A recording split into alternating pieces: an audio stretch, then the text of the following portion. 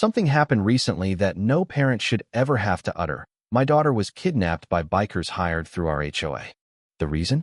A string of Christmas lights they claimed violated their precious community code.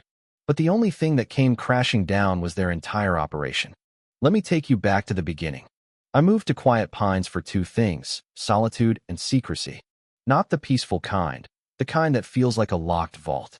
No small talk, no nosy neighbors, no HOA tyrants wielding clipboards. For 2 months, I had it. I read, I grilled, I even ignored 3 HOA newsletters without a smirk. Retirement felt possible. Then my daughter, Lily, came home. Lily, 21, fresh out of college, is sharp as a knife and speaks her mind without asking permission. She arrived with 1 duffel bag, a broken coffee maker, and 0 tolerance for suburban nonsense. She's my pride, my pain, and my only family. And she could unsettle a neighborhood just by existing. First strike, jogging in a sports bra. 3 days later, a letter slid under our door like a polite threat. Dear Mr. Carter, concerns have been raised about your daughter's inappropriate outdoor attire causing discomfort. Discomfort? She wore Adidas, not a bikini. I've seen real scandals in my old surveillance days. This wasn't one. I laughed. Lily didn't. I'm not changing for some church group busybody, she snapped. Good, I said.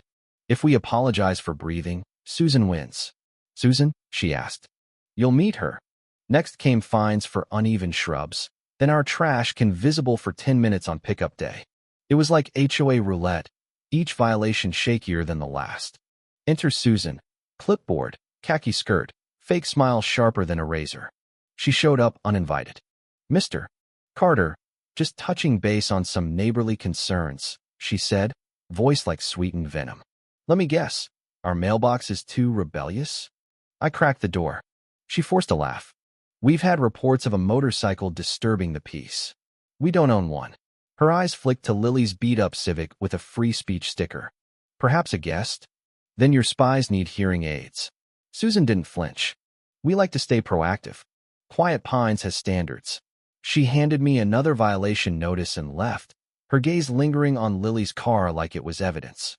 That night, at 10:07 p.m., a Harley prowled our street. No lights, no plates, just a low growl.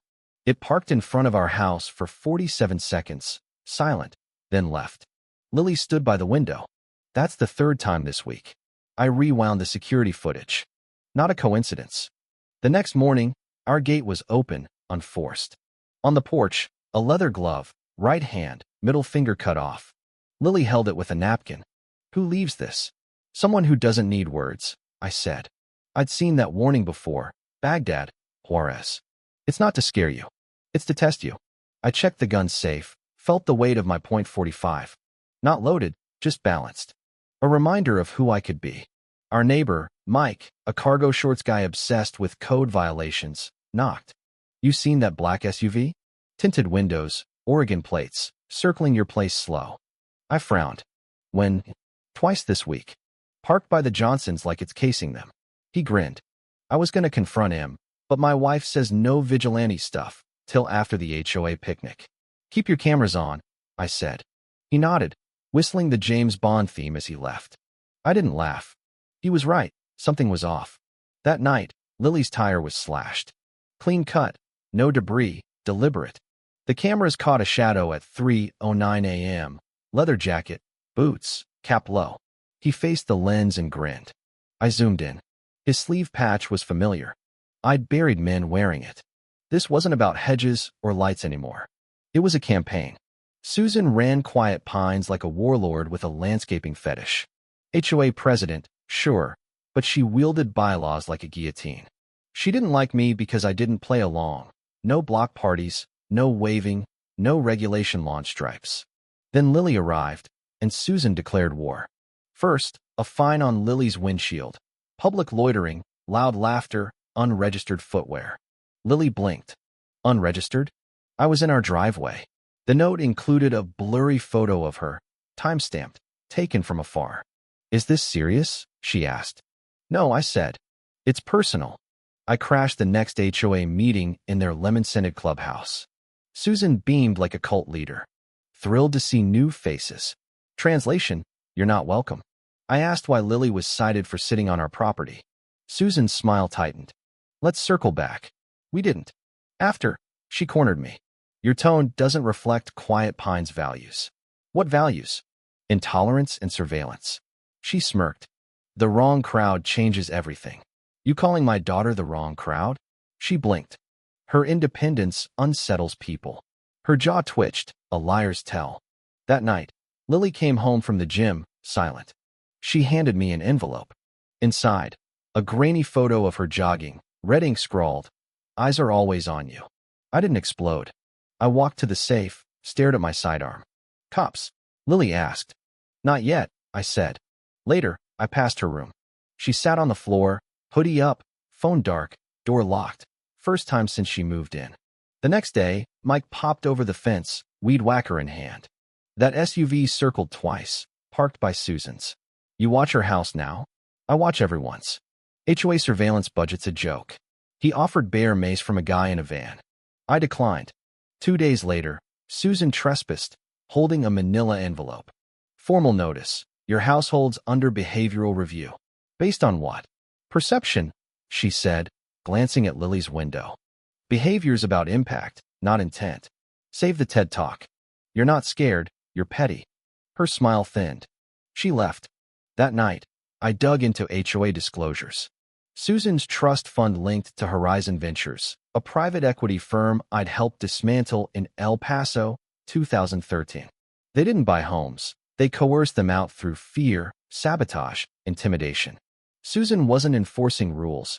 She was executing orders. This wasn't about lights. It was about our home. The glove was just the start. At 3:11 a.m., 3 bikes. One rider stepped off, smiled at the camera. Lily skipped her run, sat staring out the window, cereal untouched. Doors locked. I asked. Yeah, she muttered. Moved my dresser by the window, just in case. That calm scared me more than tears. Afternoon, the motion alert tripped. Backyard camera, a biker, helmet off, staring at Lily's window for 7 minutes. I didn't show her. I wired the house like a fortress, motion lights, window strips, floodlight triggers, door wedges. At 2:41 a.m., a clatter on the roof. I moved fast, found a boot print in the grass, a candy wrapper, Lily's brand, one she hadn't bought in months. They'd been watching longer than we knew. The bikes returned, parked across the street, engines humming, staring. Lily whispered, "They're watching us." "Not you," I said. "Me." They left after an hour, no damage, just silence, the kind that chokes you. I stopped pretending. The garage became a trap. I cut the opener's power, wired a floodlight to a tripwire, zip-tied the back door, grabbed a socket wrench that once broke a smuggler's ribs. At 2:09 a.m., the sensor chirped. 3 shadows slipped in. "No cams down here," one muttered. The tripwire flashed. They froze, blinded. I lunged, wrenched to the biggest one's chest.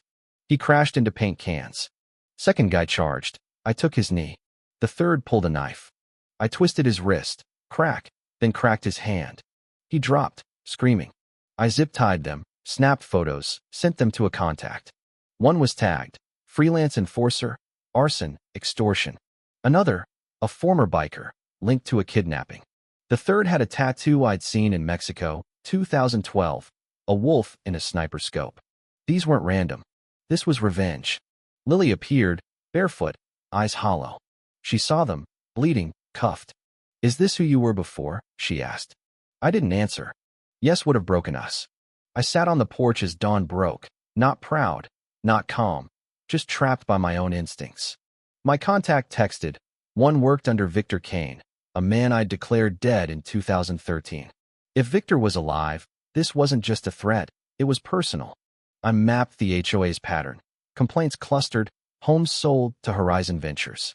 Susan wasn't president, she was a puppet. Then Mike flagged me down, shirtless, machete in hand. "You see a drone over your place?" I froze. "Last night. Hovered over your backyard, then mine." He handed me a USB. The footage showed a drone zooming on Lily's window as she changed, oblivious. My knuckles whitened.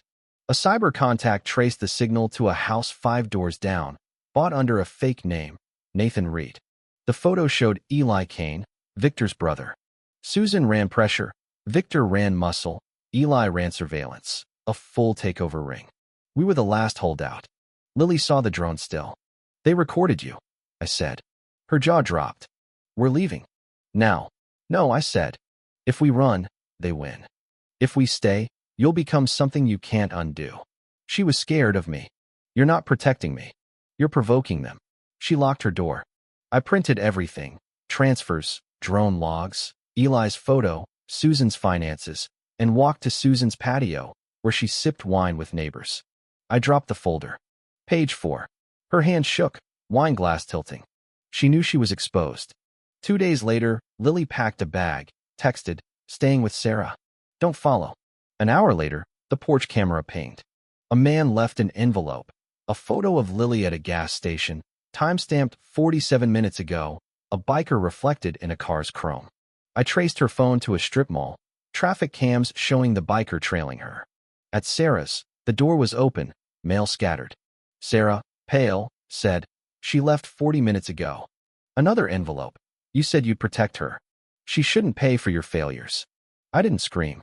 I folded the note, checked my pistol, and whispered, you followed the wrong daughter. The living room became a war room. Glock, burner phone, maps, a rifle from Bolivia. Calls to old contacts confirmed Victor was alive. Eli ran logistics. Susan funneled payments. At midnight, I hit Eli's rental. Back door cracked. Too clean, maps marked our yard. A vial of clear liquid sat by a note. If the envelope fails, this won't. Poison. Murder prep. 2 men entered, Victor and a biker. Eli's got her. Warehouse off 92, Victor said. I slammed from the pantry, took the biker down, then Victor. Where is she? He smiled through blood. You're late. I broke his nose. Warehouse off 92, he gasped. I torched the maps, tipped the cops anonymously, and moved. The warehouse was rusted, silent. I scaled the fence, cracked the side door. Inside, I heard Lily's muffled voice, fighting. Second door, Eli with a syringe, Lily zip-tied to a chair, bruised. She screamed, kicked the chair, shattering the vial. I tackled Eli, slammed him into a crate, zip-tied him to a beam. You okay? I asked Lily, cutting her free. She nodded, gripping my hand. Sirens wailed.